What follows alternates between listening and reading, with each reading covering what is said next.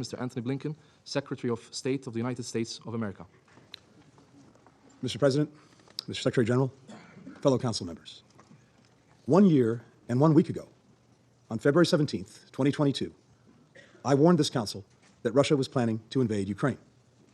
I said that Russia would manufacture a pretext and then use missiles, tanks, soldiers, cyber attacks to strike pre-identified targets, including Kyiv, with the aim of toppling Ukraine's democratically elected government. Russia's representative, the same representative who will speak today, called these, and I quote, groundless accusations. 7 days later, on February 24th, 2022, Russia launched its full-scale invasion. Due to fierce resistance by Ukraine's defenders, President Putin failed in his primary objective to conquer Ukraine, end its existence as an independent country, and absorb it into Russia. Then, he dusted off his Crimea playbook from 2014. He called snap referenda in 4 occupied parts of Ukraine, deported Ukrainians, bussed in Russians, held sham votes at gunpoint, and then manipulated the results to claim near unanimous support for joining the Russian Federation. When President Putin couldn't break the Ukrainian military, he intensified efforts to break Ukrainian spirit. Over the last year, Russia has killed tens of thousands of Ukrainian men, women, and children, uprooted more than 13 million people from their homes, destroyed more than half of the country's energy grid, bombed more than 700 hospitals, 2,600 schools, and abducted at least 6,000 Ukrainian children, some as young as 4 months old, and relocated them to Russia. And yet, the spirit of the Ukrainians remains unbroken. If anything, it's stronger than ever. When Ukraine launched a counteroffensive that retook large swaths of its territory, President Putin conscripted an additional 300,000 men, throwing more and more of Russia's young people into a meat grinder of his own making. And he unleashed the Wagner Group, mercenaries who have committed atrocities from Africa to the Middle East and now in Ukraine. Of course, that's not the whole story of the last year. There's also the story of Ukraine's people. Vastly outnumbered, they have fought bravely to defend their nation, their freedom, the right to determine their own future. And they've demonstrated inspiring unity in helping one another endure Moscow's relentless assault. Teachers and community members give classes in bunkers to children. City workers improvise patches to restore heat and power and water to residents. Neighbors set up soup kitchens to feed the hungry. There's also the story of how the international community has come together. The vast majority of member states have voted multiple times to condemn Russia's violations of the UN Charter and reject its illegal attempt to seize Ukrainian territory. Yesterday, 141 countries voted in the General Assembly for a resolution that reaffirms the core principles of sovereignty and territorial integrity, denounces Russia's atrocities, expresses support for a just and comprehensive peace in accordance with the United Nations Charter. When President Putin tried to weaponize hunger, exploiting the worst global food crisis since the creation of the UN, the international community responded swiftly. Since the United States chaired a food security meeting last May, more than 100 countries have signed on to a set of concrete commitments to alleviate hunger. Thanks in large part to the Secretary General, Guterres, and Turkey, the Black Sea Grain Initiative loosened Russia's stranglehold on Ukraine's ports and brought down the cost of grain for the world.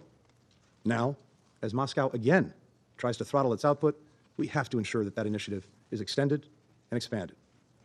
When President Putin tried to weaponize energy, we redirected natural gas supplies from across the world so that countries Russia targeted could keep their people warm in the winter. And Europe took extraordinary steps to end its dependence on Russian energy. No country has endured greater hardship from Russia's war than Ukraine, but almost every country has felt the pain. And yet, nations around the world continue to stand with Ukraine, because we all recognize that if we abandon Ukraine, we abandon the UN Charter itself and the principles and rules that make all countries safer and more secure. No seizing land by force. No erasing another country's borders. No targeting civilians in war. No wars of aggression. If we do not defend these basic principles, we invite a world in which might makes right, the strong dominate the weak. That's the world this body was created to end. And members of this council have a unique responsibility to make sure that we do not return to it. We can do that in 3 ways. First, we must push for a just and durable peace. Now, I expect that many countries will call for peace today. No one wants peace more than the Ukrainian people. And the United States has long made clear, even before this war, that we're prepared to engage in any meaningful diplomatic effort to stop Russia's aggression against Ukraine. But history teaches us that it's the nature of peace that matters. For peace to be just, it must uphold the principles at the heart of the UN Charter: sovereignty, territorial integrity, independence. For peace to be durable, it must ensure that Russia can't simply rest, rearm, and relaunch the war in a few months or a few years. Any peace that legitimizes Russia's seizure of land by force will weaken the Charter and send a message to would-be aggressors everywhere that they can invade countries and get away with it. President Zelensky has put forward a 10-point plan for a just and durable peace. President Putin, by contrast, has made clear that there's nothing to talk about until Ukraine accepts, and I quote, the new territorial realities, while doubling down on his brutal tactics. Members of this Council have a fundamental responsibility to ensure that any peace is just and durable. Council members should not be fooled by calls for a temporary or unconditional ceasefire. Russia will use any pause in fighting to consolidate control over the territory it's illegally seized and replenish its forces for further attacks. That's what happened when Russia's first assault on Ukraine froze in 2015. Look at what followed. And members of this Council should not fall into the false equivalency of calling on both sides to stop fighting or calling on other nations to stop supporting Ukraine in the name of peace. No member of this Council should call for peace while supporting Russia's war on Ukraine and on the UN Charter. In this war, there is an aggressor and there is a victim. Russia fights for conquest. Ukraine fights for its freedom. If Russia stops fighting and leaves Ukraine, the war ends. If Ukraine stops fighting, Ukraine ends. The fact remains, one man, Vladimir Putin, started this war. One man can end it. Second, even as we work to end Russia's war against Ukraine, members of this Council must continue to address other challenges to international peace and security. We hear the concerns of countries who worry that standing with Ukraine and holding Russia accountable is diverting focus and resources from others in need. To those countries, I would say simply, look at our actions. And when you hear Russia and its defenders accuse the countries who support Ukraine of ignoring the rest of the world, I say, look at Moscow's actions. Compare the numbers. In addition to the $13.5 billion in food aid that the United States contributed to fight hunger over the last year, we also fund more than 40% of the World Food Programme's budget. Russia contributes less than 1% of that budget. That's not an outlier. Based on the latest UN figures, the United States donates over 9 times as much as Russia to UN peacekeeping. We donate 390 times as much as Russia to UNICEF. We give nearly 1,000 times as much as Russia to the UN Refugee Agency. Third, we must reaffirm our commitment to upholding what the UN Charter calls, and I quote, the dignity and worth of the human person. We must continue to compile evidence of Russia's ongoing and widespread atrocities, including executions, torture, rape and sexual violence, the deportation of thousands of Ukrainian civilians to Russia. We must continue to document Russia's war crimes and crimes against humanity and share this evidence with investigators and prosecutors so that one day the perpetrators can be held accountable. Day after day of Russia's atrocities, it's easy to become numb to the horror, to lose our ability to feel shock and outrage. But we can never let the crimes Russia's committing become our new normal. Bucha is not normal.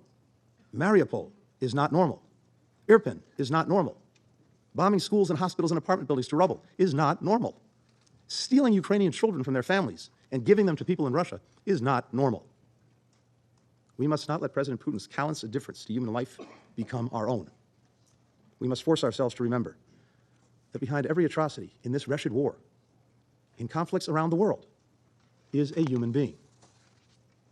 I recently visited an exhibit of artwork made by Ukrainian children affected by the war. One painting I saw was made by a 10-year-old girl named Veronica.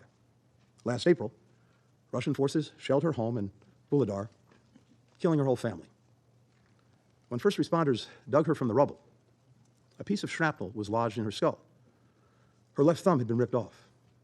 Doctors saved her life, but the attack left her right hand mostly paralyzed, and she can't see out of her left eye. In her painting, Veronica drew herself in a bright pink and orange dress, holding a bouquet of flowers. A building stands next to her. When asked who lived there, she said it was a place where all the people she knew who had been killed in the war could be safe.